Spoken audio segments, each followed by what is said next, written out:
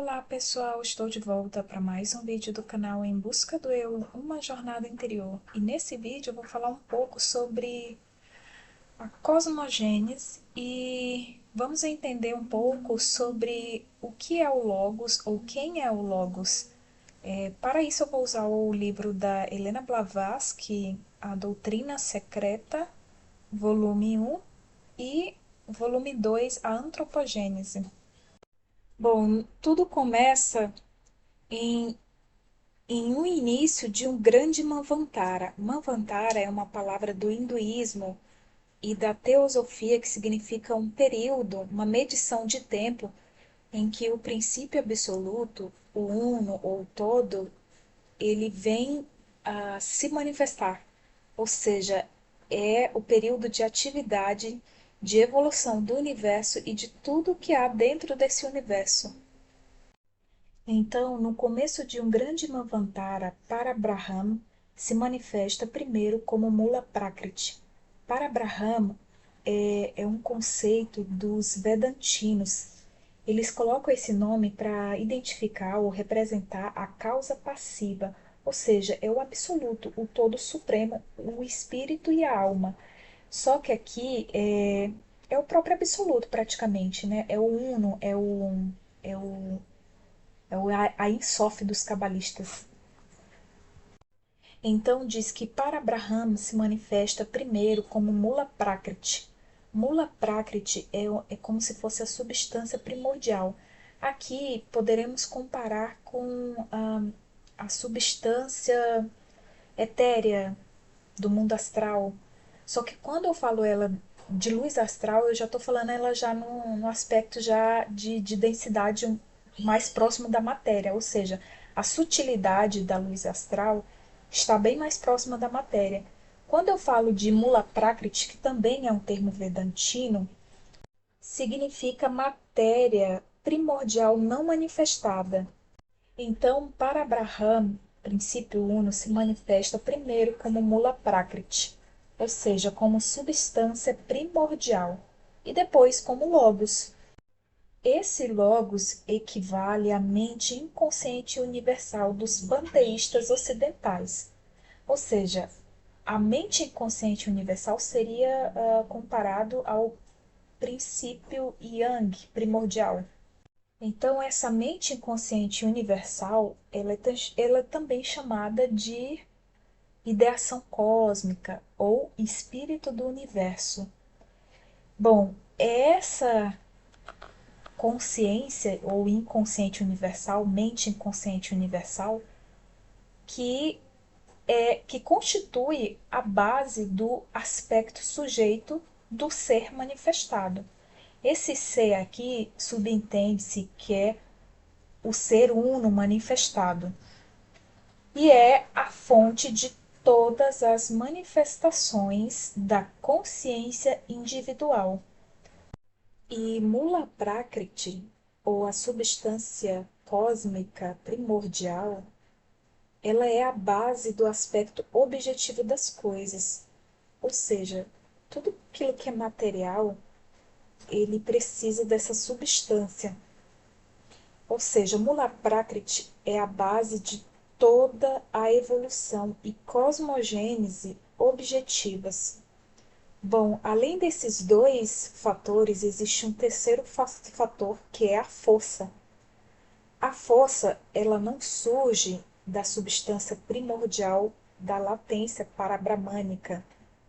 Na verdade, a força ela é a transformação em energia do pensamento supraconsciente do Logos, energia infundida, por assim dizer, na objetividade deste último, saída da latência potencial da realidade única. Ou seja, o pensamento supraconsciente do Logos, o Logos considerando aqui como a consciência universal, o Uno, quando a consciência, o pensamento desse Uno engendra nessa substância que é uma substância objetiva, aí acontece uma espécie de fecundação, em que aquilo que virá a ser dessa resultado dessa fecundação será aquilo que alguns autores chamam de ovo cósmico, que foi fecundado pelo raio do espírito, né, do espírito universal, que vai vir a ser exatamente o universo e tudo aquilo que vem a seguir, que é a formação dos planetas e tudo mais. Bom, trazendo os símbolos para ficar mais fácil, o para Abraham é esse círculo sem circunferência, é o Ein Sof, ou seja, é o estado do todo, do uno, durante o Pralaya. O Pralaya é outra palavra do hinduísmo, da teosofia, que também significa medição de tempo, só que no caso aqui é a duração do tempo em que o Uno ele se encontra como se fosse um estado de repouso, ou um estado de, por assim dizer, né, bem aproximado do estado do ser humano, seria aquele estado de sono profundo sem sonho. O pralaya é quando o universo, o Uno, o todo, na verdade, né, o princípio absoluto, ele reabsorve tudo de volta. Ou seja, quando todas as coisas voltam ao Uno. Ou seja, o círculo ele representa o cosmos na eternidade antes do despertar da energia ainda em repouso, a emanação do verbo em sistemas posteriores. Essa emanação do verbo, como vocês verão, é o próprio pensamento da mente inconsciente universal ou do espírito universal. Bom, e o próximo símbolo é o ponto no círculo, até então imaculado, porque o círculo ele representa o espaço e a eternidade em Pralaya, e o ponto ele indica a aurora da diferenciação. É o ponto dentro do ovo do mundo, o germe interno, de onde se desenvolverá o universo, o todo, o cosmos infinito e periódico. Germe que é latente e ativo, revezando-se periodicamente os dois estados. O único círculo é a unidade divina, de onde tudo procede e para onde tudo retorna. Sua circunferência, símbolo forçosamente limitado, porque a mente humana é limitada, né? O círculo ele simboliza, ele indica a presença abstrata, a presença que é o ser, né? O ser universal, o ser uno. Então, o círculo ele simboliza a presença abstrata e sempre incognoscível. E o seu plano, que é a substância primordial, a alma universal, embora os dois sejam um. Bom, para que ocorra essa diferenciação, que é exatamente simbolizada pelo ponto no centro do círculo, ocorre da seguinte forma: existe um terceiro fator que é a força. A força ela não surge da substância primordial da latência parabramânica, ou seja, de Mula Prakriti. Na verdade, a força aqui ela é a transformação em energia do pensamento supraconsciente do Logos. O Logos aqui é o espírito do universo, é a mente inconsciente universal. Então, é como se a mente inconsciente universal engendrasse um pensamento na substância e esse pensamento gera uma energia que é a força que vai fazer com que haja essa diferenciação, esse ponto surja em meio ao espaço. Bom, aí o livro fala o seguinte, que essa transformação em energia do pensamento supraconsciente do Logos, energia infundida, por assim dizer, na objetividade deste último, saído da latência potencial da realidade única. Daí resultam as leis maravilhosas da matéria, ou seja, é na objetividade da substância, da latência que existe nessa substância primordial, que é chamada de Mula Prakriti, ou energia primordial Yin, que é, é como se fosse um útero que recolhe esse pensamento e dá o fruto, né? É o germe dentro do ovo que é fecundado, e aí o resultado disso é a própria manifestação do Uno no universo, ou seja, a sua manifestação em diferenciação. Bom, aí eu fiz aqui um quadro separando as duas energias com algumas palavras que indicam que, que tem a tendência de indicar a mesma coisa. Então, ideação cósmica, logos, mente universal, mente inconsciente universal, espírito universal, energia primordial yang, ou seja, aqui representa o aspecto do pensamento divino, né? Que é o que vai engendrar. E aqui é a substância primordial, que é o numeno da matéria, emula prakriti, águas primordiais, energia primordial yin. Eu acredito que tem vários nomes ainda. Então aqui é só para a gente ter uma noção dos vários nomes que indicam um conceito metafísico. Então, dois elementos inseparáveis formam o universo: a ideação cósmica e a substância primordial. A ideação cósmica, ela é a raiz de toda a consciência individual, inclusive do homem. Bom, a substância primordial, como eu já falei, ela é o substrato da matéria em seus vários graus de manifestação, cuja luz astral é apenas um grau dessa substância primordial, só que já mais próximo da densidade. Bom, pessoal, aí eu trouxe um trecho do livro que representa tudo isso que a gente já falou aqui.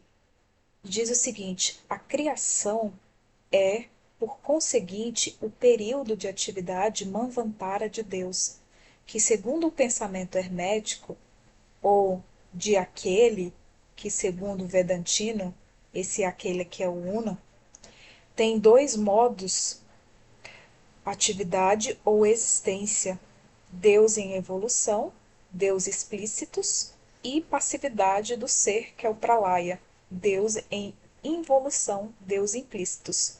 Ou seja, existem dois estados do Uno, em que um é conhecido como período de atividade, que é o Manvantara, e o outro é o período de existência ou de passividade, que é o Pralaya. Um representa a expansão, a evolução do universo, e o outro representa a involução, o retorno ao Uno. Ambos os modos são perfeitos e completos, como são os estados de vigília e de sono. No homem, Fichte, o filósofo alemão, descrevia o ser como uno, que só conhecemos por meio da existência, como múltiplo, ou seja, que só podemos conhecer o uno manifestado, aliás, só podemos conhecer o uno absoluto através da sua múltipla manifestação. Este ponto de vista é inteiramente hermético. As formas ideais são as ideias arquétipos ou formativas dos neoplatônicos, os conceitos eternos e subjetivos das coisas existentes na mente divina antes da criação ou do vir a ser. Ou seja, esse trecho é de uma doutrina puramente vedantina da filosofia hermética. Bom, pessoal, aí eu trouxe um exemplo que é um símbolo, né, que representa o que ocorre nessa primeira fase do despertar da aurora, do princípio absoluto, do uno não manifestado. Então, a substância primordial e a ideação cósmica, ou o espírito universal, dão à luz, no caso, o filho, que é chamado de Brahman. No caso aqui seria aquele ponto, né, dentro do círculo, é a diferenciação. Seria a primeira manifestação, Keter. Bom, e para complementar, eu trouxe essa parte do livro que fala o seguinte: o primeiro não produz emanação, nem pode ser dividido, pois é eterno. Aqui trata-se do Uno antes da sua primeira manifestação, né? Ou seja, do Ein Sof dos cabalistas. Pois ele é absoluto e imutável. Mas o segundo, sendo por assim dizer o reflexo do primeiro um, pois é o Logos ou Svara, no universo de ilusão, pode fazê-lo, ou seja, o segundo pode emanar. Então, por isso que de Keter começa as emanações, né? Emite de si mesmo os 7 raios, ou os Dhyan Chohans, Esses Jianshouhans também vai ser comentado em outro vídeo, mas para adiantar, eles são, no caso, comparando a árvore da Cabala, seriam as sete Sefirot, ou os sete raios. É uma coletividade de seres superiores, por assim dizer, que cria o universo. São chamados o arquiteto, né? O demiurgo. Então, do mesmo modo que a tríade sefirotal superior produz os sete sefirot inferiores, em outras palavras, o homogêneo ele se converte no heterogêneo. O protilo se diferencia nos elementos. O protilo, no caso, é a substância primordial, que no caso vai vir ser a raiz da matéria. Bom, e agora fica mais fácil também compreender essa outra parte do livro que fala o seguinte: não é possível descrever melhor este aspecto metafísico do que o fez o Sr. Tersu Bahal em suas conferências sobre Bhagavad Gita. Mula Prakriti, que a gente já sabe que é a substância primordial antes da manifestação, o véu de Parabraham é o princípio absoluto uno antes da manifestação, atua como energia una através do Logos, ou Svara. Pois bem, Parabraham é a essência única, da qual emana um centro de energia a que darei por enquanto o nome de Logos. É chamado o Verbo pelos cristãos e é o Christus divino que está eternamente no seio do Pai. Os budistas o chamam de Avalokiteshvara.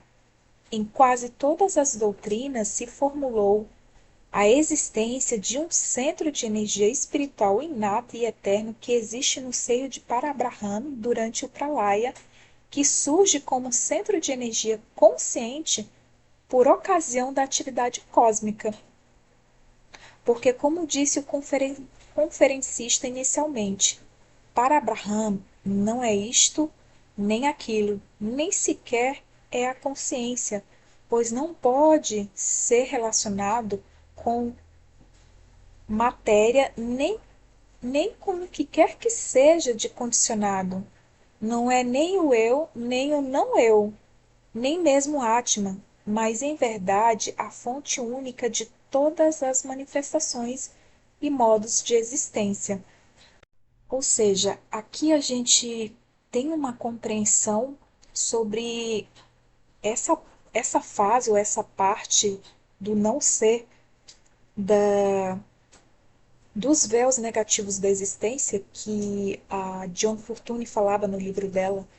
Então aqui a gente percebe toda um passo a passo para que acontecesse a primeira diferenciação, que no caso seria Keter, ou, Brahman, né? Como a doutrina secreta o chama. Em outra parte do livro fala desse primeiro manifestar do Uno, do princípio absoluto, e fala o seguinte: e esta é a mente universal que, separada de sua fonte-origem, é o demiurgo ou logos criador dos cabalistas ocidentais e o Brahman de quatro fases da religião hindu. Em sua totalidade, e se o considerarmos do ponto de vista esotérico como pensamento divino manifestado, ele representa os exércitos dos mais elevados de Anshohans criadores. A divindade é um ilimitado e infinito expandir-se, diz um axioma oculto. É daí que vem o nome Brahman, conforme já tivemos ocasião de assinalar. A doutrina secreta, ela fala que a criação do universo não vem, por assim dizer, a construção do universo, né? Por assim dizer, não vem de um único criador, porque essa primeira manifestação é dela que surgem as outras emanações que irão construir as demais fases do universo, daquilo que vai vir a ser matéria. Então, isso é um ponto a se destacar. E esse logos, essa primeira manifestação, que é o ponto que é Keter, né, para os cabalistas, é o demiurgo, é o Logos criador, é o primeiro Logos, por assim dizer. Ele também, dentro dele, em si, ele já contém as outras sete emanações. No caso, as outras sete emanações, ou sete sefirote, ou sete raios, representam os exércitos dos mais elevados de Ana-Chohans, que são os criadores. Essa primeira manifestação, que é Brahman, ela é o raio primordial do raio divino. E como o Uno, o princípio absoluto, ele não tem sexo, ou seja, não tem as duas energias definidas, por assim dizer, mas elas são duas em uma. Então, o raio que ela emana também contém a mesma, vamos dizer assim, a mesma natureza que o raio divino. Então, também Brahman ou Keter vai emanar da mesma forma a mesma natureza, ou seja, a potência masculina e feminina, ela se expande no universo manifestado. O livro fala que essa expansão é chamada de Narayana, movendo sobre as águas abstratas do espaço, transformando-se nas águas de substância concreta, impulsionadas por ele, que vem a ser o Verbo ou Logos manifestado. Então, essas águas da substância concreta, no caso, é a própria matéria, já é a substância, formando matéria, que no caso é o próprio universo, impulsionadas por ele, por Brahman, ou seja, do Logos, da primeira manifestação, que é chamado Verbo ou Logos manifestado. E aí o livro fala o seguinte também: Brahman, o manifestado, é o Logos macho e fêmea dos dogmas ortodoxos, o Deus do apóstolo iniciado, assim como o dos Rishi. É ao mesmo tempo o espaço invisível e o visível. Em simbolismo esotérico, o espaço é chamado de Mãe, Pai eterno de sete peles e é constituído de sete capas, desde sua superfície não diferenciada até a diferenciada. Essas sete peles é a simbologia das sete sefirotes, né? Bom, essas sete sefirotes também representam os sete planos de existência e também representam os sete princípios do homem. Quando fala em princípio, significa constituição espiritual, etérica, astral e por aí vai. Em outra parte, fala que Brahman é o símbolo de um universo. Em linguagem esotérica, Brahman é o pai, mãe e filho, ou, no caso, espírito, alma e corpo a um só tempo, sendo cada personagem o símbolo de um atributo e cada atributo ou qualidade um eflúvio graduado do sopro divino em suas diferenciações cíclicas, involutivas e evolutivas. Bom, em outra parte, o livro fala que Brahman é a causa das potências que devem ser geradas subsequentemente para a obra da criação.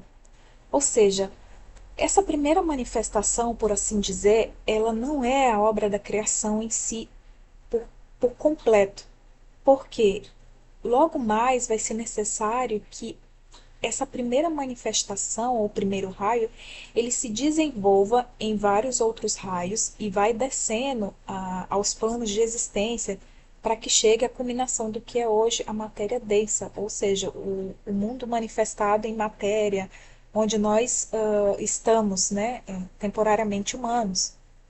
Por isso que essa primeira manifestação, ela sozinha por si, ela não é a conclusão ou toda a obra da criação, porque vai ser necessário que essa emanação ela se desdobra em várias outras emanações ou raios, né, por assim dizer, para que desça aos planos de existência e chegue à densidade, à matéria, ao mundo manifestado, matéria hoje como conhecemos. E é também por isso que o próprio livro fala que dentro dessa primeira manifestação, ou desse primeiro raio, contém os outros 7 raios, ou seja, as 7 Sefirot, ou no caso, o exército de criadores ou de seres de Anu-Shorans, que são os seres que darão prosseguimento, e esses seres, eles são reflexo da mente divina universal, assim como nós somos reflexo também dessa mente, porém ainda muito inconsciente, né, por causa da matéria densa. Bom, em outra parte do livro fala o seguinte: o elemento masculino da natureza, personificado pelas divindades masculinas e pelo Logos, Viraj ou Brahman, Horus ou Osíris, etc., nasce através de uma fonte imaculada personificada na mãe, pois aquele varão, tendo mãe, não pode ter pai. Aquele varão, no caso, é a primeira manifestação, ou Keter, né? Uma vez que a divindade abstrata é o princípio absoluto, é o não ser, é o Ein Sof, carece de sexo, por não ser propriamente um ser. Por isso fala que ele não é condicionado, ele é não ser. Mas trata-se de aceidade ouvida por si mesma. Então, lendo assim, pode ficar confuso. Mas como o, o varão tendo mãe não pode ter pai? É porque essa primeira manifestação ela é tida também por algumas tradições de que é o filho. Mas o filho, quando o filho vem a ser, é ao mesmo tempo um pai. E aí fica meio confuso porque é muito metafísico. Bom, em outro trecho fala o seguinte: Brahman é a emanação do raio primordial que serve de Vahan ou veículo para o raio divino, o qual de outro modo não se poderia manifestar no universo, por ser ele mesmo uma manifestação das trevas, ou pelo menos daquilo que se afigura como tal à mente humana. Ou seja, lembra que o Ein Sof, ou o não manifestado, não ser, o não condicionado, o uno, o absoluto, ele é só trevas, e que quando há a manifestação da luz, é exatamente essa primeira emanação do raio, que é luz, que é o primeiro raio, né, divino sendo manifestado. Então, aqui fala que Brahman, ele é o veículo, é o raio primordial, servindo de veículo para o raio divino, que surge dentro do Ein Sof, né, dentro do não manifestado, no despertar da aurora. Nessa mesma parte, continua dizendo o seguinte: é ainda igualmente significativo e estranho o símbolo adotado. Seu verdadeiro sentido místico é a ideia de uma matriz universal representada pelas águas primordiais do abismo, ou a abertura para a recepção e a subsequente saída daquele raio uno, o Logos, que contém em si os outros 7 raios procriadores ou poderes, ou Logos ou construtores. Aqui fala desse estado do uno antes da manifestação, antes da diferenciação, que que tem a ideia de uma matriz universal representada pelas águas primordiais do abismo, ou mesmo a abertura para a recepção e a subsequente saída daquele raio uno, o Logos, que contém já em si os outros 7 raios procriadores, que vão construir o universo, a obra da criação. Bom, pessoal, segue a outra parte desse assunto no outro vídeo.